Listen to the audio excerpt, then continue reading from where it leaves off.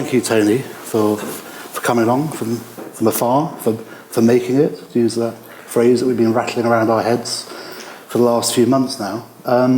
It seems to, I mean, we're talking today about, for 45 minutes or so, about this particular period, 77 to 86 in your work. It seems a little bit odd, given that so much happened afterwards, and also a lot happened before this slot of time we're going to try and dig a little bit of digging around. But I think the slide that you see on coming in there, 250, is just a glimpse of what's out there. So there's a lot of work to be seen still in this country, to learn more about. And this exhibition, I think, gives you a glimpse, not just in the Tony's work, but also a broader palette of practices, some of whom we were less familiar with today. Tony couldn't make it for the opening, but we had the privilege just now to go around the exhibition. Well, it was quite quiet, actually. It's the best time to see it. There's a lot of work. It's a very generous show. There's a lot to see. And we had some very interesting conversations about the image of sculpture that was coming across through our selection.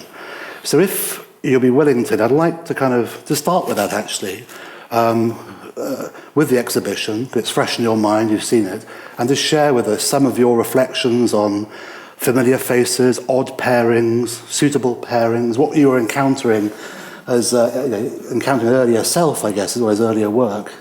What have you taken away from it?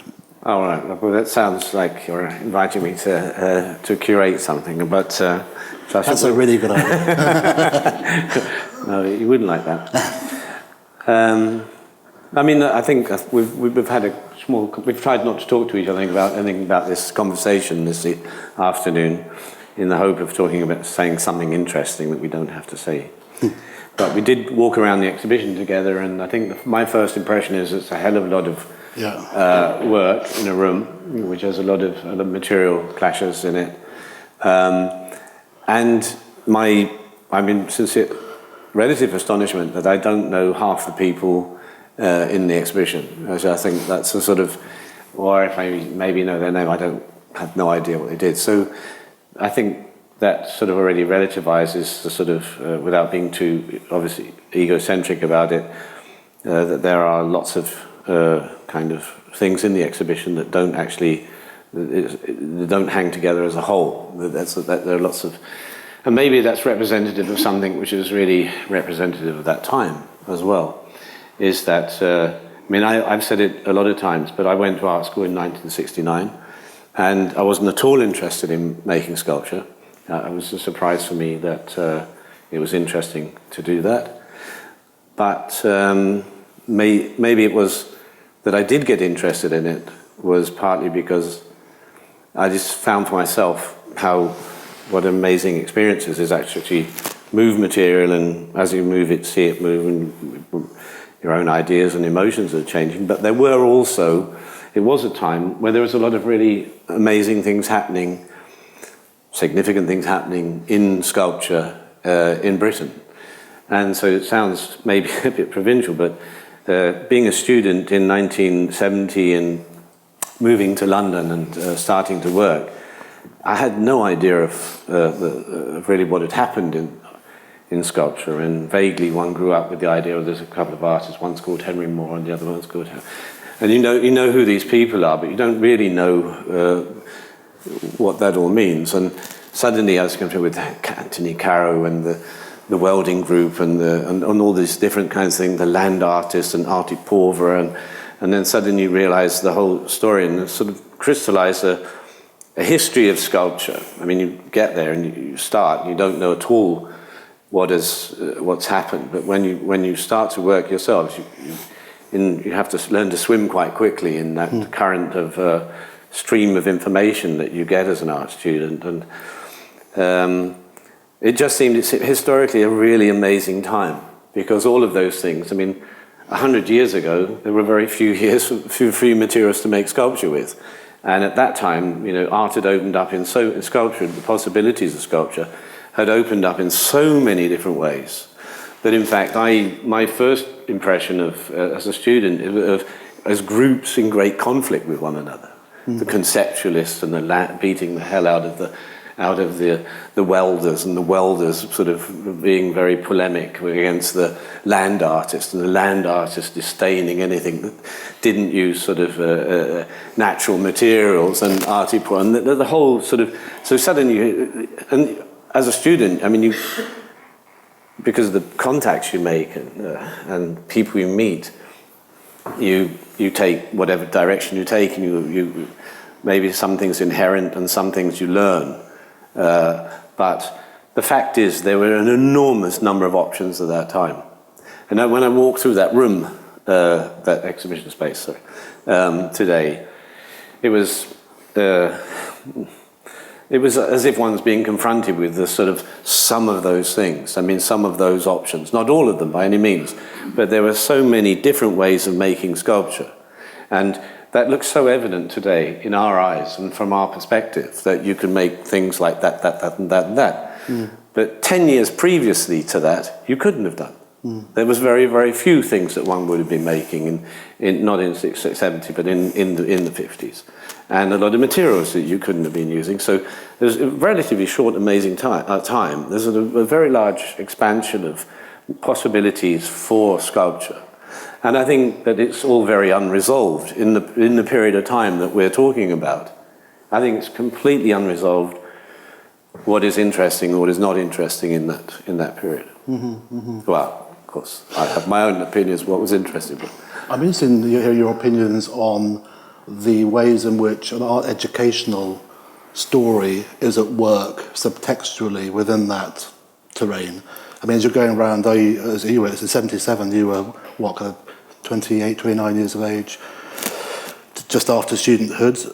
Were you looking at that show and seeing, oh, that's the Royal College bit, that's the St Martin's bit, that's the Chelsea? Were you seeing the kind of a curricular kind of landscape when you saw the exhibition? Yeah, that's a kind of, that is a shadow that's everywhere. The patches around the texture of that exhibition, definitely, and that's because that maybe in the 60s and 70s, with lack of patronage for art, in private patronage for contemporary art in Britain, the art schools had an disproportional influence on the course of things. And there were, the St Martin's School of Art, the Central School of Art, Goldsmiths and whatever else, Hornsey, they all had their own particular power areas, whatever, and it was a real strategy.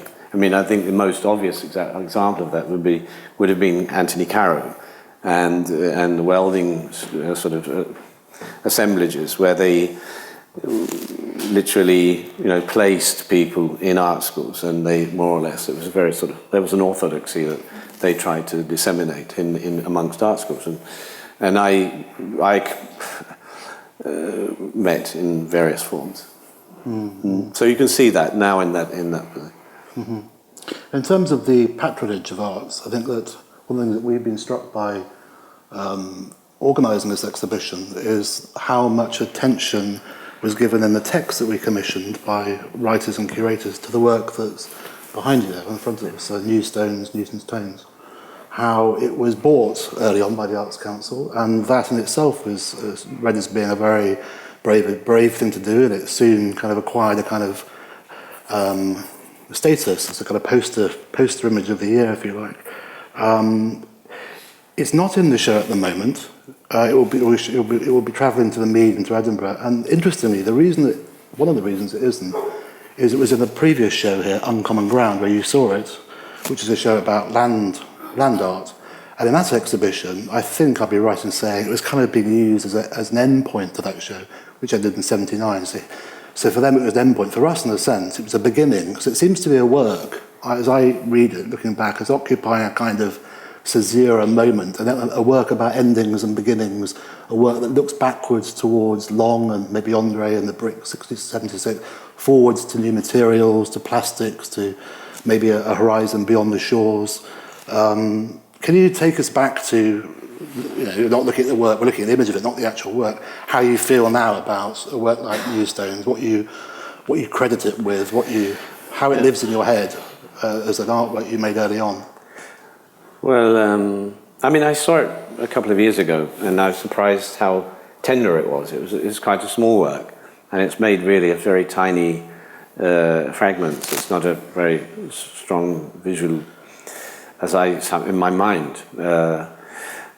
But it was, when I moved to Germany in 1977, and I'd been a student at the Royal College in the sculpture department, and I'd, from the early 70s, been friends with people like Richard Long, and I was very interested as a student in minimalism, in land art, in conceptual art, and other forms, newer kinds of sculpture, if you like, or newer ways of dealing with material. And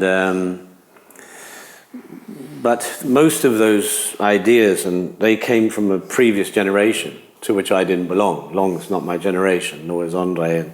And as much as I admired those people, John Judd and Andre, I couldn't, as a student, sometimes think further than their minimal, because they provided us a wonderful sort of full stop in the history of sculpture, until one finds a way of dissolving that knot and finding why I really didn't want to make geometric work, and why I didn't want to make land art, and where I thought the weaknesses of that and this was. And also, it was so clever, and it was kind of like from my point of view, it didn't have a complexity that I had hoped to achieve in the work I was making. And I'd been looking at all sorts of materials. I mean, it's not the end of Duchamp's strategy of finding materials, bringing them to the art world, but at that point, sort of the detritus, as it's kept being called, but the rough bits of material that were left around and people didn't want seemed to be, well, that was available to me, in my economy anyway. But at the same time, the plastic things I'd made, when I was at Royal College, I made some works out of plastic parts that I'd found. It's one of the materials you find when you just walk around the world and pick things up. And arriving in Wuppertal, where I lived, and being on my own, and I just made it into an adventure to walk around the area I live in and pick up bits of plastic and I didn't actually know, I had another intention. I wanted to make something else. And in the end, when I got it back to the studio, the work just laid it out, and I was surprised how I didn't have to sort that spectra out. That's all there was. And I thought that reflected on kind of lowest common denominator decisions that are made by industries, and not just then, but then everything else on lots of levels. The simple geometries of the work. I mean, it's all made, it's hard edge, straight, lots of circular objects. It's very, very cheap and easy to make. So all of those things, it became a kind of store, if you like, of all the things that I sort of started to work against. And I think that's what it is. When I see it, it's image in my mind. It's a starting place for a certain thing, and it's an almanac. The work I'm making today is still trying to dissolve some of those geometries, because every object that's made in that work is made in an industrial process, which is made with the cheapest geometries you can use. The turning things, stamping things, cutting straight edges. There's nothing complicated or plastic about in terms of its form. It's just simple things. And that's what I thought the world looked like. And that's how I feel the world generally looks like when you walk through the cities and through man-made society. It's repetitive, and it's simple, it's simplistic and boring. And I wanted to make something else. So I still use that as a kind of reference, in a mental reference, if you like. And when you look at them, do you see them as, which they are, moulded cast objects? Does their kind of sculptural process potential have a resonance for you? Yeah, no. I briefly, a long time ago, that when I in the towards the end of this period we're talking about, already this was the beginning of the period where I'm still finding things, and by the time 82, 83 came by, I really knew that I was disinterested in just finding things, and that the sort of just Duchampian process of sort of taking things and bringing them into, that it was pretty boring, that you had to actually I wanted to take more responsibility for changing the forms. And I did shortly look at injection molding as a way to make something. but it was just too expensive and too small. I didn't get very far with it. And you've talked about going out in Germany and picking these things up. Looking at it now, and maybe thinking about it at the time, was it a work, and is it a work that brings the weather with it, that it has a kind of sight evocative quality, that it matters that it was these bits and pieces were salvaged on the banks of the Rhine, for example, as opposed to on the banks of the River Thames? Is that relevant to a work like this, to have a poetry? No, I don't think so. Even if, in fact, as I said, this was really just taken. I later discovered you could go down to the Rhine, and the plastic gets kind of washed on the beaches or on the banks of the Rhine. It was very easy to collect big masses of plastic. But this was really collected over several months, walking around the city, and good for me. It was a way of and introducing myself to the situation I'd landed in as well, I suppose. It's interesting to hear you talk about it, a work that kind of arranges or kind of curates itself in terms of your lining up on the floor. This is a work that kind of comes to mind for me a bit. I mean, funny to look at a work called Black and White Stack in black and white through a colour photograph. But also in a book, the photograph on the left came from your studio. Photograph on the right is the Thames and Hudson book on your work, showing it outside. And there's something I quite like about this dynamic, about the indoor-outdoor dynamic, about a work that's objects are indoors, go outside, found outside, pulled indoors, photographed in a white cube setting, or outdoors. Can you talk a little bit about that? I mean, why? I mean, it could be a very simple and practical explanation, but why is that work on the right photographed in a courtyard in Wuppertal? I'm guessing where that is. There's the backyard. Yeah, it's actually put in front of my neighbour's garage. And he got quite angry because he couldn't get his car out. But it was also difficult explaining what the hell it was. So, no, and I think, that's actually the one on the right is really the original making of the work. I couldn't do it in my studio because I had a small studio, and so I cheekily used the backyard, which served other people as well. And then actually the left hides, so you see how clean it is. I didn't notice that, but that's actually in a museum exhibition in Germany a couple of years later. Yeah, I don't think I really indoor-outdoor. I mean, for me, I don't really see much the difference between the sort of geometries of the things on the table, which are pretty limited, and walking down the street with the pavements and the windows and the doors and the shapes of the buildings are just as dumb as this, So I mean, I think that's the outdoor-indoor thing for me. It's a matter of scale. Scale is fine. Scale gets bigger and bigger and bigger till it doesn't stay in the room anymore, and then it just goes beyond the limitations of a building. And so that's really how I think about that indoor-outdoor thing.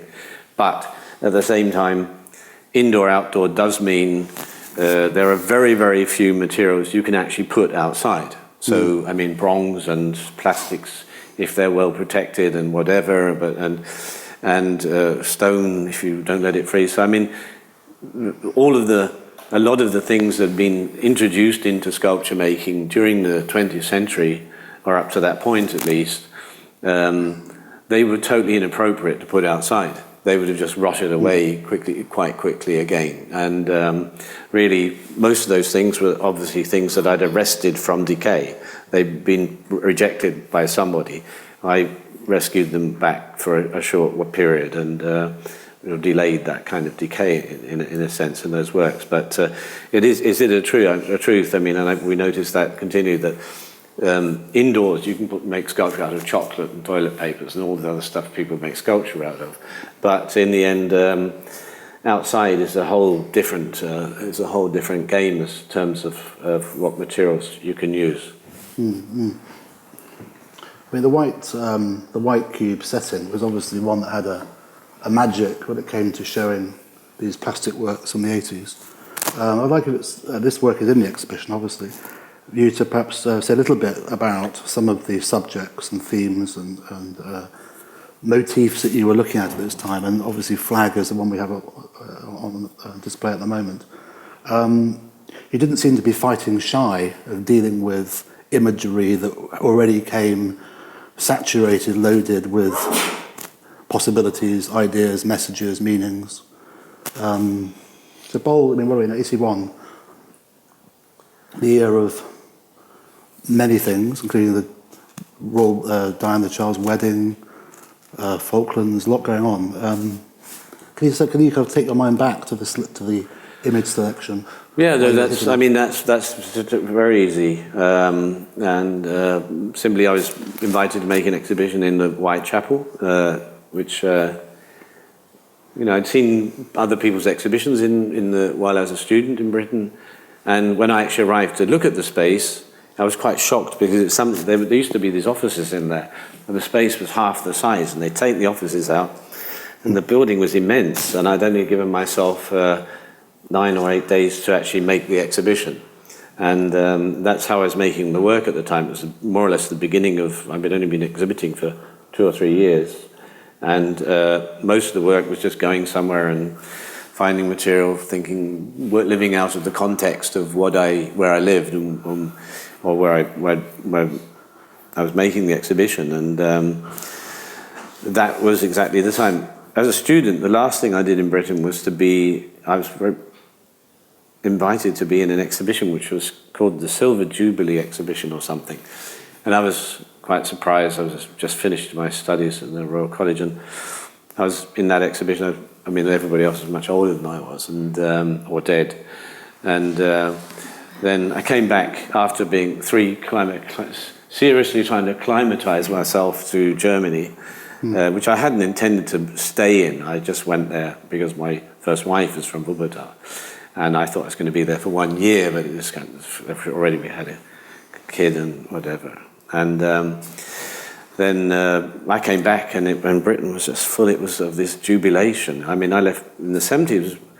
I mean, I am British and I love being here, but sometimes when you get outside of the context of Britain, you see, or where you live, you just see it in a different light. And I was not happy about certain things. And I mean, it was also the time where Thatcherism had really sort of kind of taken over, and it was their ultimate triumph. And then we came here, and things weren't such a great year, I don't think.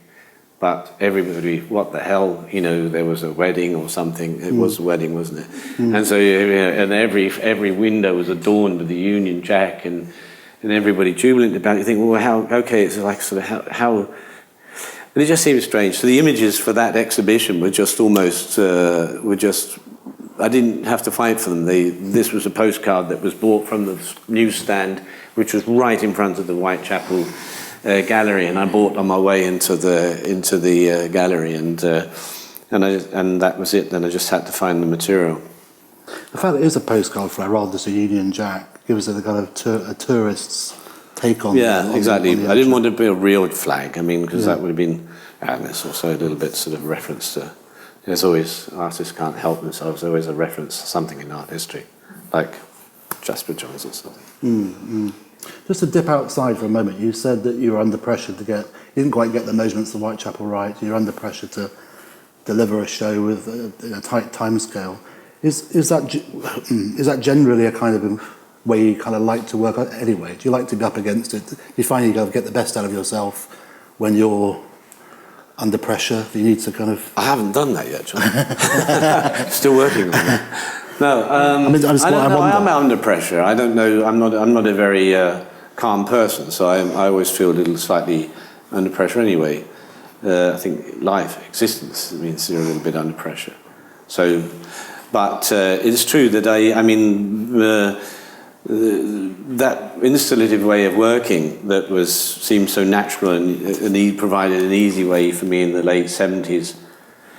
I mean, I was really lucky, incredibly lucky, because I moved to Germany, and I was offered a job in the academy in Düsseldorf, and I gave me the opportunity to do things. In the end of the 70s in Europe, there were a lot of survey shows. There was this feeling that, not just mine.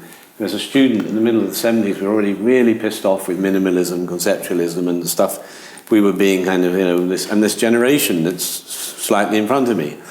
And there was a lot of aggression there. And we weren't punks, but there was that sort of, you could understand the frustration of having to put up with the status quo, and nothing was going to change. And when I moved to Germany, you realise that wasn't just a British phenomenon, it was in other parts of Europe. And it wasn't this romantic 68 generation, it was also a late 70s, frustrated with a different set of problems, and partly with the generation that was in front of us. They started off as reformers and revolutionaries and ended up they're still administrating the world. So, I mean, it's sort of a bit of we're never going to get out from under them.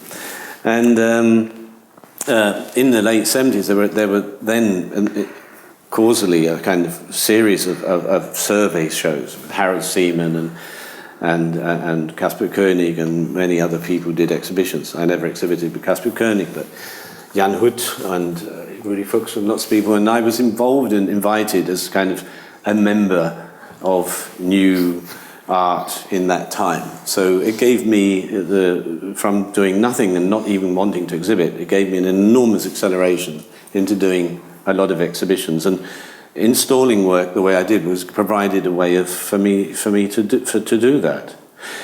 And the change came, but the change was a surprise to everybody because it wasn't sculpture. You know, I thought we're waiting for the new generation of sculptors to come along, and what happened, it was painting. And because it was painting, there was finally the art world and the art market had objects that they could deal with, and there was a product there, and suddenly, you know, things accelerated into the 80s and amazingly, in a way that nobody, up till today, in a way that nobody could possibly have imagined. But I worked very happily in that, you know, from that sort of initial acceleration and opportunity to engage with the public. It was fantastic, as it is for most artists.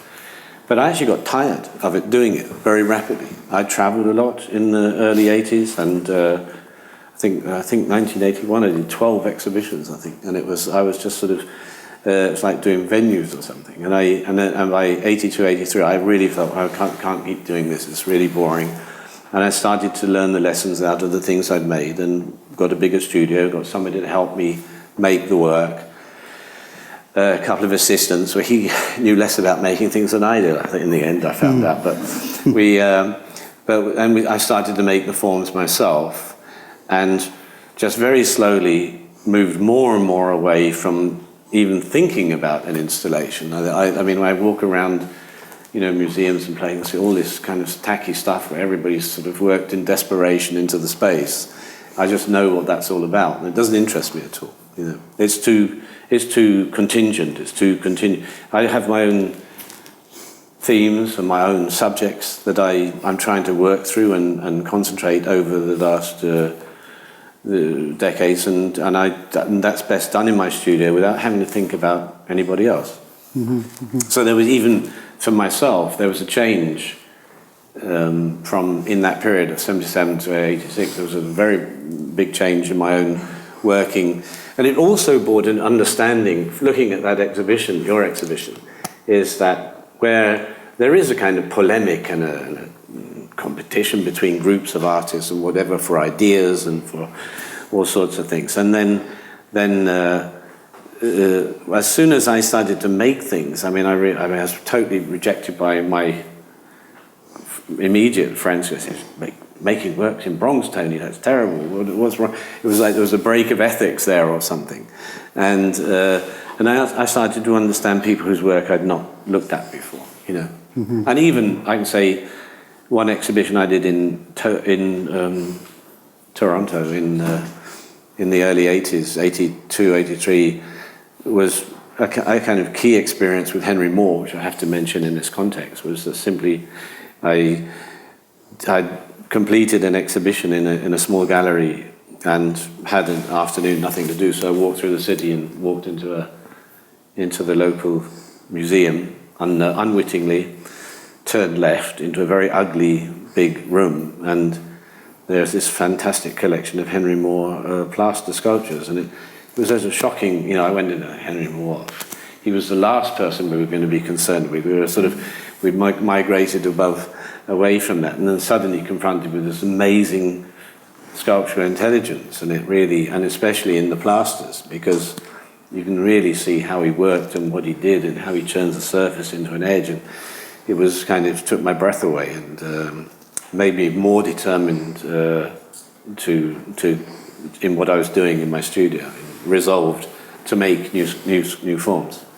So Moore really did play a pivotal role in that shift. No, I don't like to admit it. Yeah, of course. I know he did. I mean, and today we went through the exhibition. I mean, good. Finally, to not diminish anything. But I mean, he made sculpture about beautiful things. He selected beautiful and fascinating objects out of nature and out of culture, and his thing was to be the best sculptor in the world. I mean, these are things I can't understand. You know, the result is fantastic and amazing, but it's not a position I could share with him. But when I see the work, I think it's just an amazing demonstration of sculptural intelligence. Absolutely. Yeah. It's interesting to hear you talk about the connectivities between artists, and looking at that show, one of the things that I've taken away is the sense that a lot is happening very quickly. I mean, between 81, 82, 83, the sense in which these young artists, you included, are all kind of, on the one hand, helping each other how to think different thoughts about sculpture, but also kind of a rubbing up, a kind of, not a rivalry, but everyone's kind of upping their game a bit in relation to each other, or kind of, would that be right? A kind of sense of together kind of working through a set of issues in different ways, in a way that kind of help each other and challenge each other. To look at the exhibition, I mean, I can say that I've been friends with people like Richard Deacon, Bill Woodrow since the early 70s, because we met in London. So we've shared certain things all that time. And half the people in the exhibition I don't know, and a lot of them I got to know only after I'd already started my work and started to exhibit. Nicholas Pope, for example, was somebody I didn't know existed till I ended up being in an exhibition next to him. So that was but then very quickly in the exhibition, then the next generation of people that the slot of time that belongs to oneself is very small. Is really just this shadow, and very quickly there are just the people that, you know, like Anish Kapoor, who I already 81 met, and actually offered him his first exhibition and took him to the Wimbledon Gallery. So there's already looking at Jean-Luc Wilmot and other people like that. So they're already the people that I've never had a discourse with the work. You know, I'm supportive and interested to see what they would make, but they could never possibly have influenced my work. So I think it's difficult to know how that, you know, the very Nigel Hall was somebody that we make totally different work and totally different ideas, but he was very supportive of my work. I now know supported me in getting to be in the Royal College, for example, in a year where they only took 2 students. So that was remarkable, because we don't really share very much in terms of sculpture making. And he was one of the people that I've had some really good conversations with. You know, so I mean, there are lots of people there went before me, and then there are the very few that were with me in that time, and then there are the ones that I never had a discourse with. So it's not really. I don't see any conflicts. I don't have any conflicts. I mean, I'm not really jealous of, you know, I can't make everything. I don't want to make everything. And, you know, I think when I see what another artist does, I very often feel it's a privilege to see the world through somebody else's eyes, you know, and see what they make of it, you know. Looking back at your work from today, it strikes me as very much an artist who works through bodies of work, family forms, as many sculptors have done. And Brancusi comes to mind, and Richard Deacon also, I think, works through body, pushing the envelope on that form until it dries up and you have to move on. Does that way of working come from this? Do you start to work through the family forms approach in this early mid-80s moment? I mean, think about that plastic work. So as I understand it, you made about, just over 60? Yeah, or those, it was a big family. Do you wish you'd done a few more, or you stopped earlier, or in terms of that family of... I can't tell you really, John. I mean, I just do what I think I have to do and do what's necessary in the time. And there are certain things. I mean, I still feel I'm making those works. I'm saying, if you take any bit out of that work, I know there are parts of that work which are still in the work I'm making right now, because that's what that's all about. Can you say more? What is it? Well, they're just, as I say, I mean, just expanding. I mean, the relationship between geometry and organic would be very important. Maybe it plays a role in the exhibition. You know, I as a student, I lived through minimalism, and until I one evening met Don Judd, and thought, well, that's not for me anymore. But just the idea that, I mean, you look quite organic, John, actually, but I mean, without you being totally made up of geometries in your molecules, in your cells, in your bone structure, muscles. Everything we sort of organic and geometric. They're two aesthetic descriptions of the world, of the same thing, and they work together. And aesthetically, they separate in terms of sculpture. They separate out very, very quickly. It's like sort of figurative and abstract. What are these silly terms? You know, they're silly. Maybe simple, handy ways of categorizing things, but they don't really bring much for us when we're actually trying to, you know, find out more about what material can be and say, and you know. This is a work, in terms of this body of work at the time, the early 80s, that seems odd against a white wall. Crown jewels. Work that was recently on display at the Hayward. We were at one point in our thinking, we were hoping for this to include this in the exhibition. It had a charm in relation to Longside and the perspective on sculpture in the 80s from where we were located here. Britain seen from the north, you were seeing it at the time from the south. Tell me about this work. I find it an odd work, and it kind of, for me, it leads into this figure, this solitary figure that we see on the left-hand side. It would appear repeatedly as a kind of everyman, existential artist figure that could be lots of self-portraits.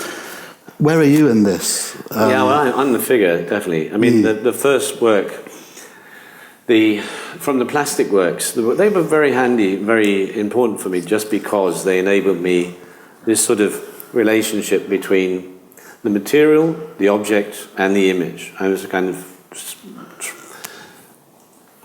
a triple relationship that just offered so much for me to, and it's obviously in art. I mean, it's the same as painting. You know, you're looking at the material, the brushstroke, and the image. I mean, it's reflected in other artists' work in lots of ways.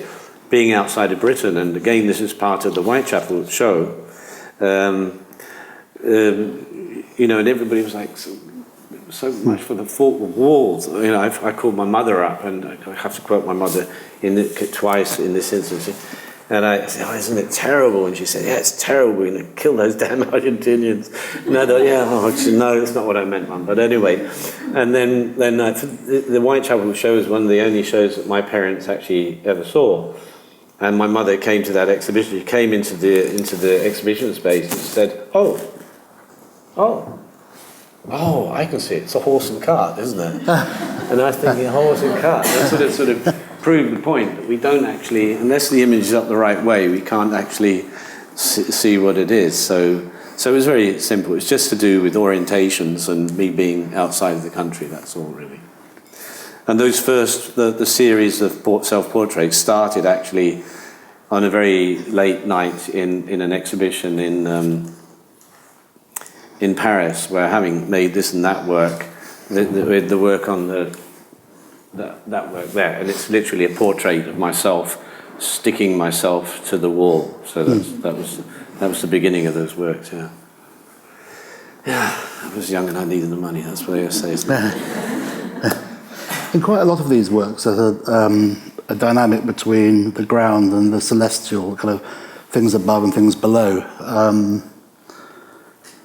You see it here, and less so in these works, but I wanted to include these because although these plastic works are flat, image based on the wall, there seems to be a concern, obviously, with dealing with the imagery and tropes of sculpture. Michelangelo's David and African sculpture of the time. There's almost like a longing for roundedness, for volume through flat work on the wall. Can you talk about that dynamic? Okay, I mean, that's a little bit more, wasn't actually so quite formal as that. I mean, it was the fact that, as I said, that as of the 70s, I mean, what really was, from Europe anyway, very cogent was the painting. So that I was in a lot of exhibitions where, you'd see, like, I'd be surrounded by Baselitz and Immendorf Penck and everybody else, and Cookie Kier, Clementi Palladino, and whatever they're all called. And I was very often just the only sculptor, or one of the few sculptors of that time, and well, a little earlier than that. Nothing was truer than the idea that sculpture is what you fall over when you step back to look at the painting. It really was demonstrated adequately with my work. And I found that there were a series of works made with these plastics called New Figuration, and really it was just because I was pissed off with this idea that would be interesting, another sloppy painted figure, and also what I've, for a lot of my work, not used is to use sort of art historical references, and so that you'd have you just actually, the idea you could paint something or make an image or something, then just have a sort of an easy, superficial reference to whatever you want to do, whether African sculpture or European sculpture or whatever else. And those works were just reflecting on that. They were also these two groups of work are late works, wall relief works, relatively late, some of the last works, with the exception of the very, very big ones. They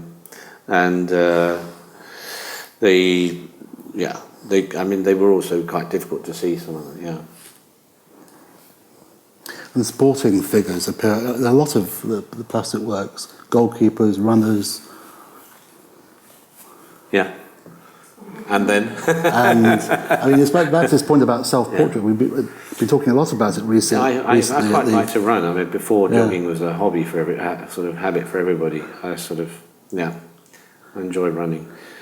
So there was, and also it's kind of the idea of being, I've tried to make work as a flow. Maybe it started when I was a student. I used to make several works a day and silly things and stupid stuff, and I didn't worry about it.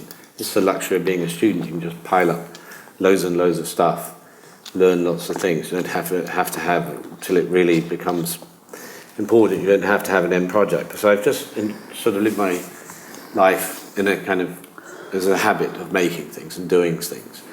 And when I started to exhibit, I also wanted to exhibit like that, so that there was a flow. There was the kind of the way that I actually publicly exhibited the work. I've always wanted to be an energetic demonstration. There is an idea associated to sculpture making that it's something static, statue. It's very slow and it's fixed, and it develops very slowly. But my experience of sculpture is that it's an incredibly dynamic and moving thing, that it touches everything in the world. It's to do with our heartbeat and our thoughts and everything else. And when we look at each other and you're picking your nose or whatever you're doing there, or you changing your expressions, the most subtle change of your physical form on your face, I'm reading instantly. And so there's something very, very immediate about reading material. And for me, sculpture is really, put in its most easy way, is really the study of how material and material forms affect us. And that is all it is to me. That's not a scientific statement, it's also an incredibly, from my point of view, a very emotional statement. And I see that with a sort of fluidity as well, a sense of energy in it. And that energy, I also guess, comes out of this persistent way of working with accumulating, making bigger things out of smaller things, stacking, layering. So there's a kind of energy between the sheets, between the kind of. So your work, the work you've been making for the last 10 years, seems to have the same kind of energy you're describing, but one that's built up from floor to ground through these column-type structures, as opposed to flat, an energy that comes through the rhythms and movements of a flat well, it is. composition. I mean, because anything if it's not just dust laying on the ground, anything that pops up has to have an energy behind it. You know, I mean, that's what erection is about, if you like. I mean, building things and, you know, everything that human beings is a sign, trees growing and everything is a sign of a certain energy, you know, of material, having a material form. The minute you know, if you get tired, you lay down, don't move, you'll very quickly be absorbed by the ground. You know, that's what gravity is. Gravitas is you're giving up your energy, and you very quickly, you know, surprisingly quickly, that energy, that form will dissipate into an energy, a zero energy state, I mean, composted.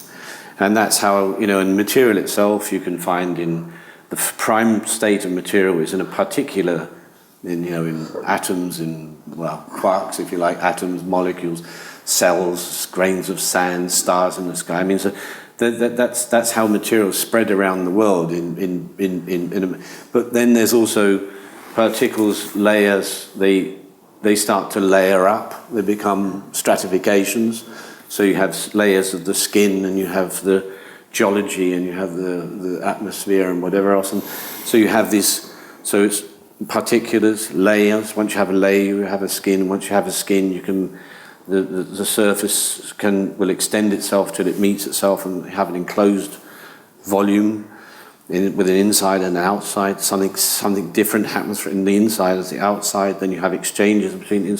Then you have from those volumes. You have then a kind of articulation of the space of those. If a circular, a spherical object's the most boring of all objects, the most passive of everything, and if you want that to react into the material world, it has to have articulations about.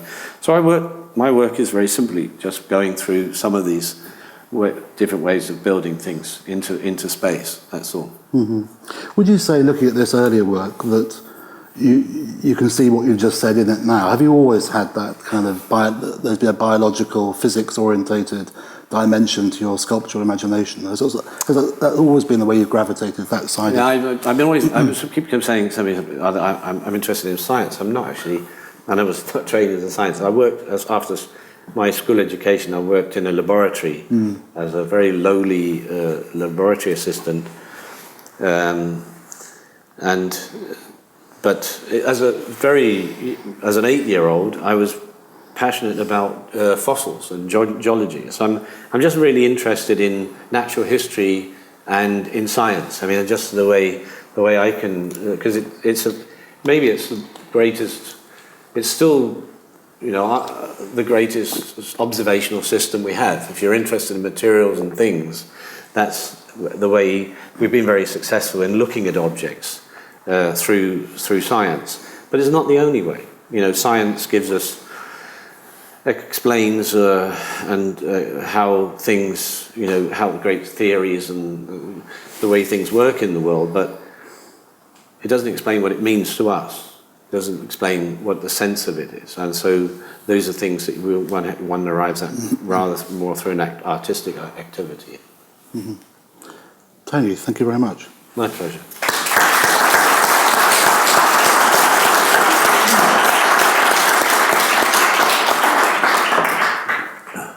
Thank you. I think we have time for questions. Is that right? Yeah. People have any points they'd like to raise or gravel? Thank you, Tony.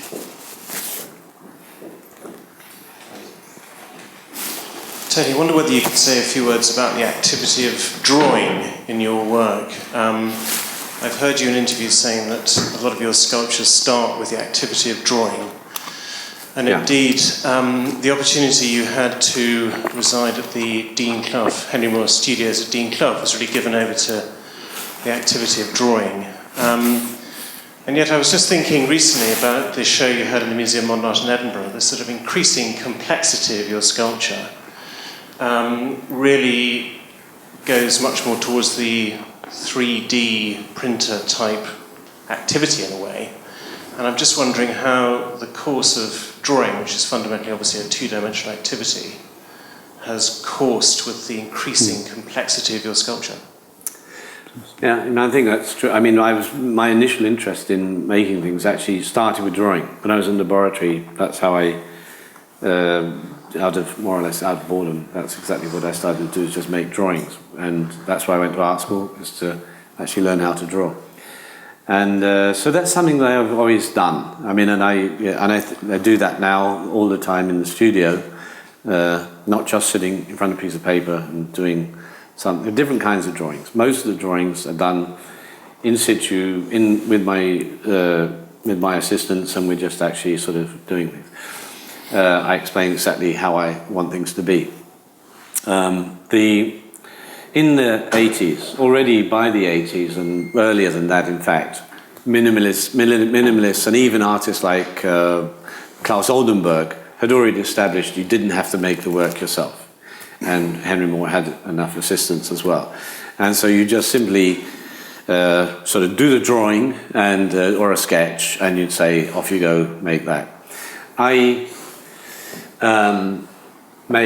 thought, well, that's a good idea. So when I actually started, in the early 80s, where I actually starting to make new forms for myself, I did do some drawings, and I sent them off to have model makers, to have the things made, and it didn't work. And the things came back, and I had absolutely no relationship to that form. And I also, not just a relationship, I realized that I depend on actually seeing the form thing. I mean, my first experience of making anything was that when you get the material in your hand, every move it makes, every change of expression, form, contour, volume means something different, feels different.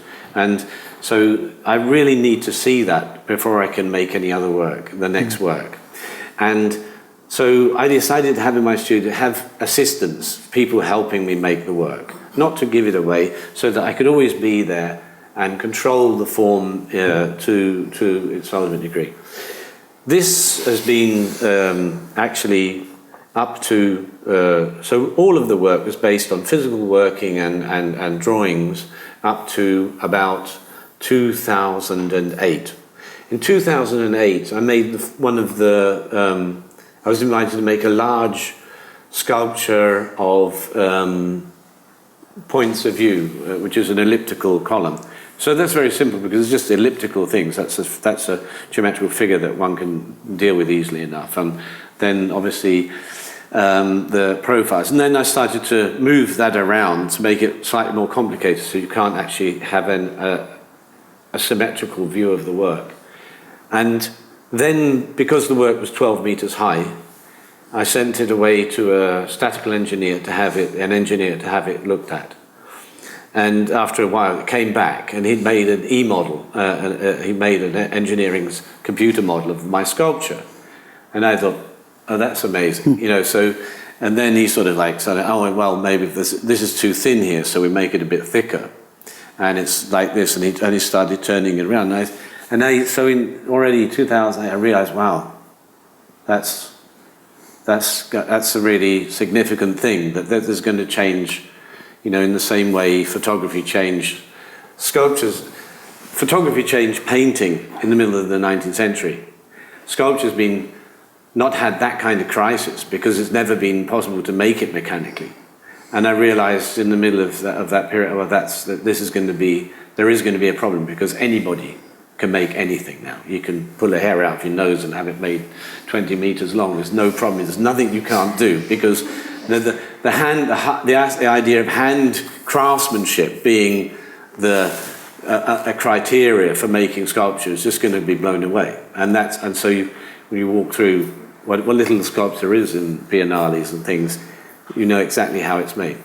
So initially I thought, no, absolutely not going to get involved in doing that. I'm not going to, some sort of But then eventually you just realize you're fighting yourself, because these methods are, these technologies. And I came to my own resolve. And I decided, yes, I can use this thing. If I use it, why wouldn't I use a sharp chisel? Why wouldn't I use the best tool I can use to make my work? And I thought, well, this is the best tool. So I started to use it, but I decided to never let the technical side of it dictate the form of what I'm making.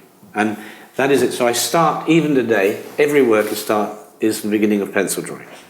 And as far as I can go, and there's actually now I more or less pretty know exactly what I'm going to. I have no problem to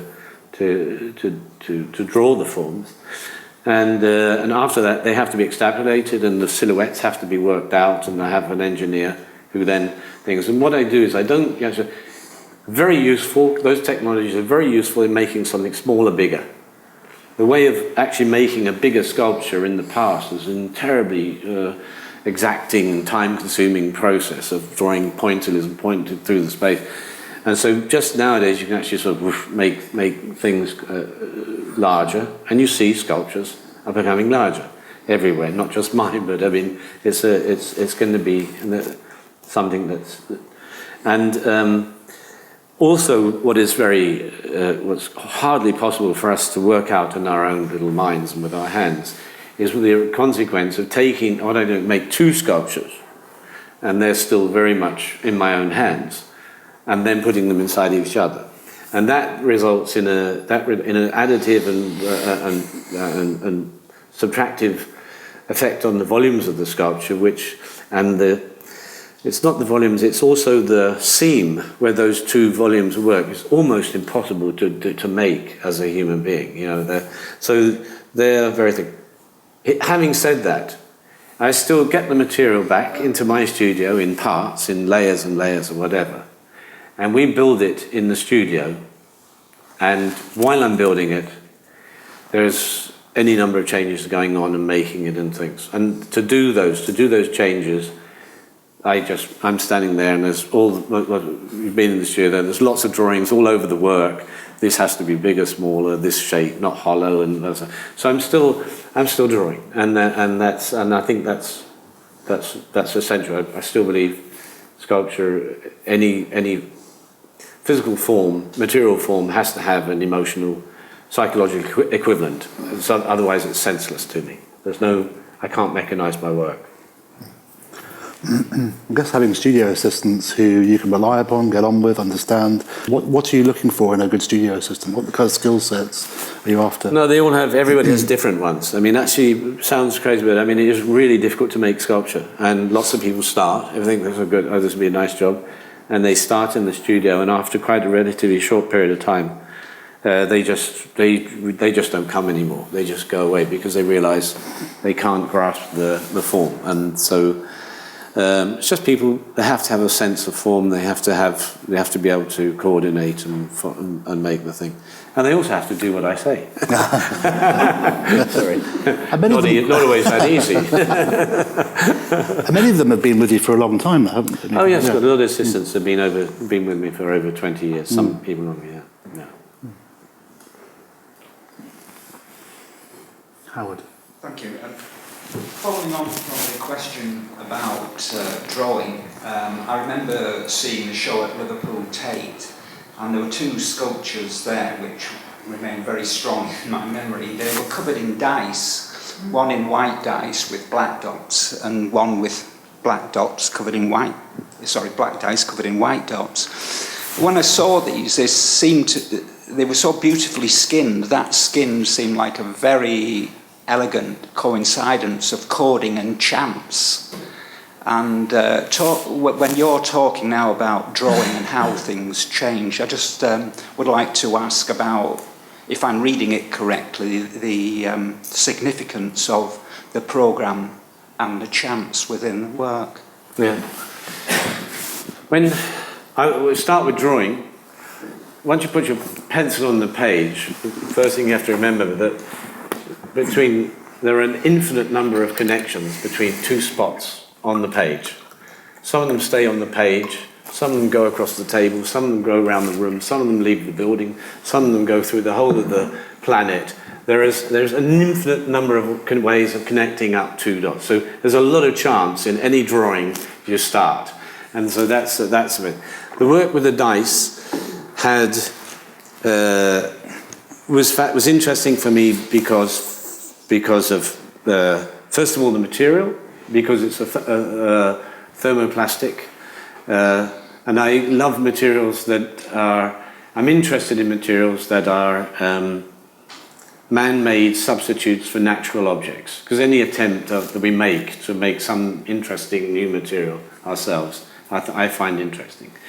The code on the surface of it is done purely by chance, by filling in a frame of dice, grinding off one surface, because we have to have a surface to adhere to the body of the sculpture. So once that's done, then the decision which number is on the other side is already affected. So all of that is chance. What interested me over and above that on level of content is the simple fact that every form we see, it doesn't matter whether my fingernail, the glass, to everything, there's nothing that exists in a stable state unless it has a value, a particular energetic value. So in terms of a circle or geometries, it's obvious that every point on the circle can be not just calculated, but it has its own a valiancy. And so, but that's the same with everything else as well. I mean, you could say, if you take a piece of paper and you bend it, that curve is a calculation, if you like. That is computing, that thing. And so these are and so the idea and it's the same when human beings have made sculpture of figures. That's exactly what they've been doing. Every tiny piece of the surface of the figure has had a value attached to it, and it isn't just a question of copying nature, it's a copy of nature of showing exactly the physical form, physical strength, virtues of one form or another. And the surface itself, with its every existing surface, is there because it is valiant, and it's there as a consequence of the energies that are underneath the surface. So whatever, as interesting as Jon is from the outside and reading this surface, as we look at each other and read each other, what we're really interested in is what is behind that surface. I mean, that's really not just the surface, and what is supporting that. And then under the clothes and everything else, we're all looking, but every physical thing we look at, we're assessing in terms of its valiancy and of what the surface. So the surface of anything, in a sense, is a kind of portal to the energies beyond in the volume of the material, and that's how I see it. That was what got me interested in the dice work, and of course Einstein's comment to Heisenberg that he about relativity and the indetermination law, where he said he didn't like it because he knows God does not play dice. And so there were sorts of nice sort of bunch of references in the material that created that work for me. Why is that body of work called Secretions? Secretions? God, what are all embarrassing questions? Because I think secretions are something, that we don't really take much attention to informing, but they are absolutely precise. There is something, I don't want to get too, but if I spit, there's perfect geometries to that piece of flop.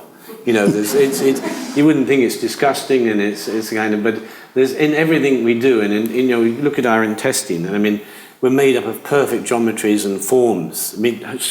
Geometry always sounds like something simple, but some geometry is like super complicated. When you hear mathematicians, and I'm not a good mathematician, but when you hear mathematicians talking about the highest levels of geometries, and it's something that actually is just not possible, that it's sublime, and you realize how sublime and complicated material is.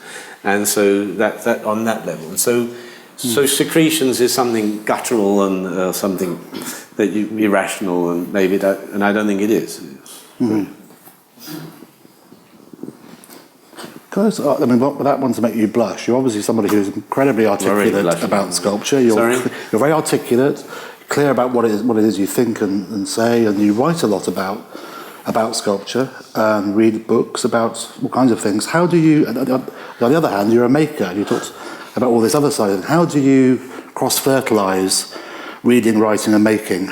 Is it the moments when one leads the other by the hand in a forward direction? Does a kind of text ever generate a work? How do you how does that kind of side of things work itself out? I think to make things, I think to make anything, do anything, you have to have, it's simple.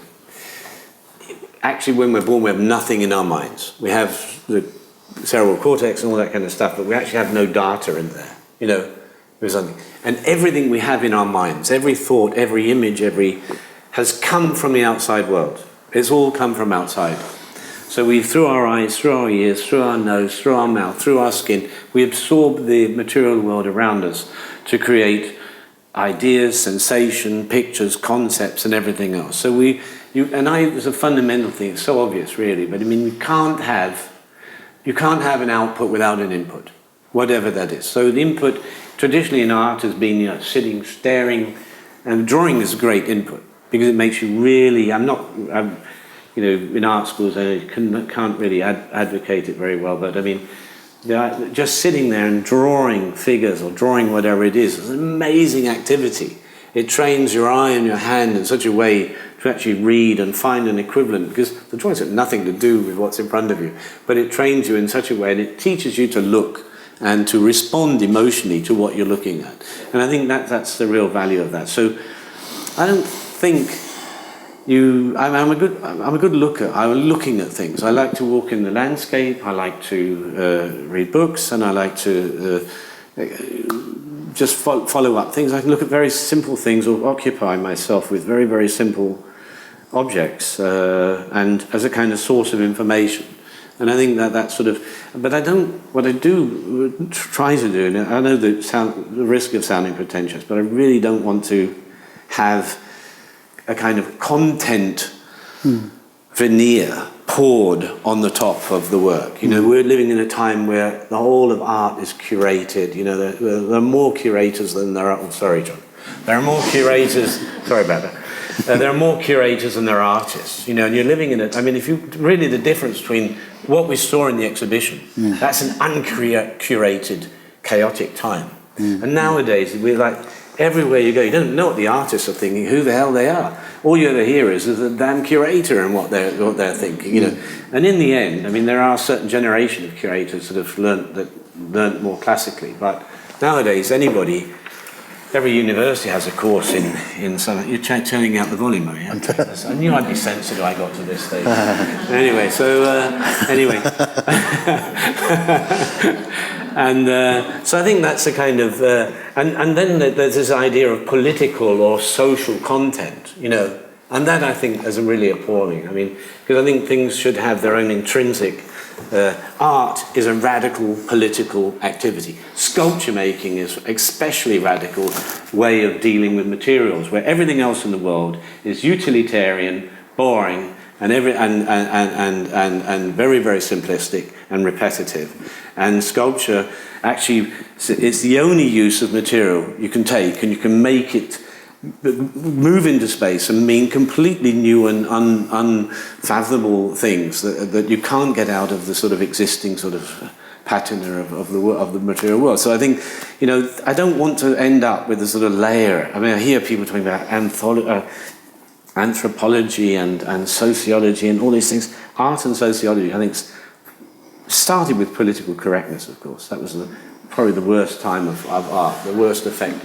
The worst thing that happened to art was political correctness and all this kind of, and it ends up, we have a moral of CNN, the media of CNN, and a bland, political, self-righteous, political, it's a little bit sad in the moment, You said that you're a good looker, you're looking for things. Do you think that sculptors also tend to have good ears, that their sensitivity to music, to vocal sound, somehow is allied to their sense of form and shape? There's a partnership there.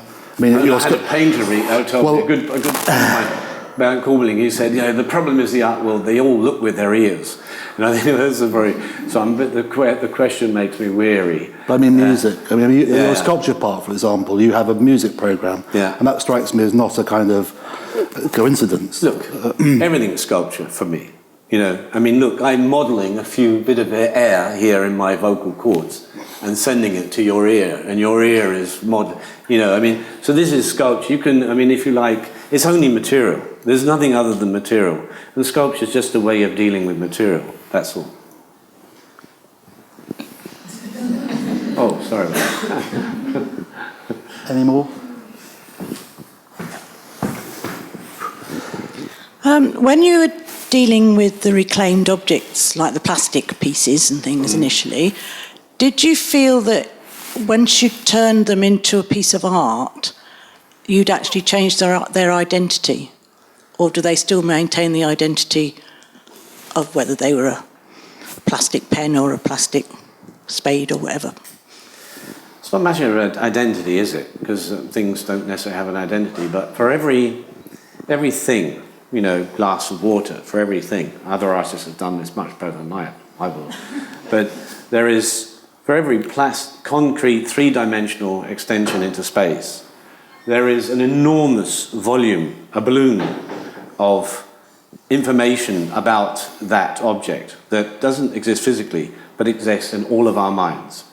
And it wasn't my invention, it was obviously part of, Duchamp's achievement, if you like, is, I think, all of the silly things Duchamp did, and being a bit of a sort of bourgeois shocker, but the significance of his work for me is that he showed us that you can manipulate the terms around an object. You can, if you like, not the physical, but if you like, the metaphysical balloon of information around an object. You can transform, in manipulating that, you can change the form, transform that object entirely by changing the terminology around it. And so you find that that's the basis of the ready-made. That's definitely Joseph Beuys was one of the greatest exponents of doing that. He could take the most banal thing, and he really tried to get in around the balloon of information around the object, really poetic and political and social meanings in around, giving those significances, or if you want to say identities. I don't think identity is a good term for that, but you can change the significance of anything. You can change a friend into an enemy. You can change. Everything you want. As a child, I hated cheese. I loved cheese. Our relationship to things is just to do with the terms and how we deal with the terms of that are associated to that object. So, of course, any artist that takes the time and energy to pick an object up has already elevated that object or that piece of material into another state or into another meaning. Wow. Any more? I think I'm done. I think we should give Tony a break and all have a cup of tea together. Are we going through? Yeah. Thank you, Tony. Great. My pleasure.